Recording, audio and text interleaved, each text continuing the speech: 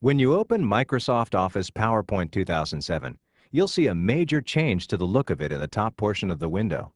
A wide band with groups of commands has replaced the earlier design of menus and toolbars. The wide band is called the ribbon, and it's something like a dashboard. It displays the commands you need and keeps them in front of you. On the ribbon, the commands you use the most are organized on a tab called the Home tab. These commands support the things you do most frequently. For example, copy and paste, add slides, make formatting changes to text, apply list formatting, work with shapes, and find and replace text. Clearly, though, all the commands you need as you create a presentation won't fit onto one tab. So, along with the Home tab, there are others. Each tab has commands that support a type of work. So, click the Insert tab to add a table, picture, shape, diagram, or chart to a slide, as well as a hyperlink, text box, header or footer, and other things. What about the slide's background design and color scheme? Click the Design tab, where you find Design Themes. When you point to a theme, you see its preview on the slide. Click the More button to see the full gallery.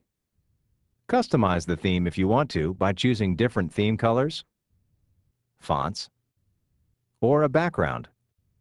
To animate text, such as this title, click the Animations tab and apply an effect such as fade or wipe. Note that you get a preview of the effect just by pointing at it. For more control over animation effects, use the range of options in Custom Animation. Transition effects are plentiful too. Hover to see an effects preview. Using the Slideshow tab, create timings for the show or record narration for it. Click Set up Slideshow for other options. On the Review tab, you'll find the Spelling Checker, Research Service, and Reviewing features. Want to comment about your text? Click New Comment to insert a comment. And now, all the views you're used to seeing are laid out in front of you on the View tab. By the way, the buttons to switch views are still available too on the lower right part of the window. Now, let me tell you about other types of tabs. These appear on the ribbon only to support certain tasks. For instance, when you click a shape or text placeholder, you have a tab available with formatting commands just for the shape or placeholder. This type of tab is called a contextual tab. When you place the cursor outside the placeholder or shape, the tab disappears from view. You'll see more of these as you work with PowerPoint 2007. Now, I'll open another presentation I'm working on and do more with it. How do I open it? By clicking this, called the Microsoft Office button. Notice here many of the commands that were on the old File menu, plus others. On the right is the list of recently used files. I want the Company Overview, so I click it. The Home tab is displayed, ready for use if I want to add more slides and text. I'll type the company name and then make it bold. Nothing new about that. Bold, as I'd expect, is available right here with other formatting buttons. On slide 2, I'd like to add one more item to the list. How do I make room for it? First, I'll select the placeholder around the text. Then I'll decrease the space between lines. Line spacing is right here, in the paragraph group. That's nice. This command used to take more mouse clicks to find. Now I can type another item comfortably.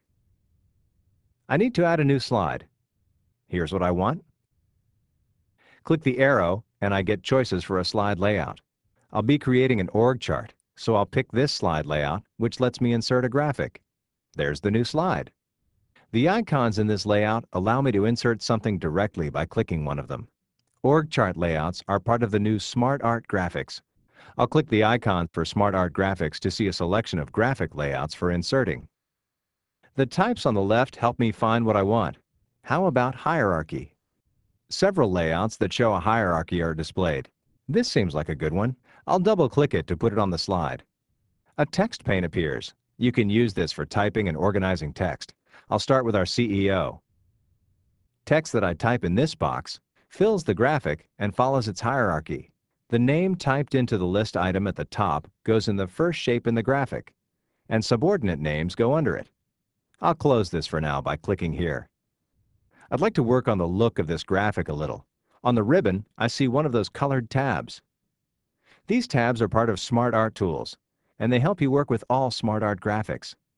Here on the Design tab are other styles available for the graphic. I've now given the org chart a style that rounds or bevels the top shapes. I like that. And because the org chart is no longer selected, the colored tabs I just used are hidden. And now the Home tab is redisplayed. Another way to insert a Smart Art graphic is to click Smart Art on the Insert tab. Let's pause for a second here to look at a small collection of buttons. This is the Quick Access toolbar. Use it for frequent actions, like saving your work or undoing something. You can add other buttons to this toolbar and put it on its own row, below the ribbon. Back to the presentation. What about a look and colors for the whole show? Let's go to the Design tab. Use themes to design the slides. Earlier, you saw that the theme showed a preview when you pointed to it, giving you a handy clue about how it would look when applied to the slide. The theme colors apply to the Smart Art graphic too. I like this one. I'd like to try different fonts though. Let's check the Fonts gallery.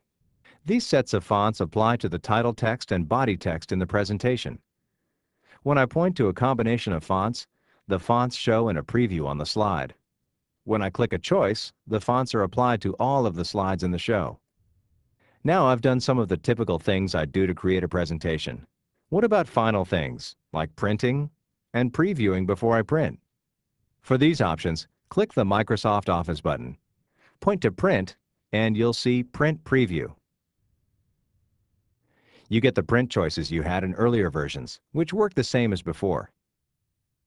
Now, I want to save my presentation. Easy. Click Save on the Quick Access toolbar. But here's something to note. PowerPoint 2007 presentations are saved in a new format. To find out what you need to know about the new file format, click the link to the training course in the article associated with this demo. All that's left is for you to try the new version of PowerPoint yourself.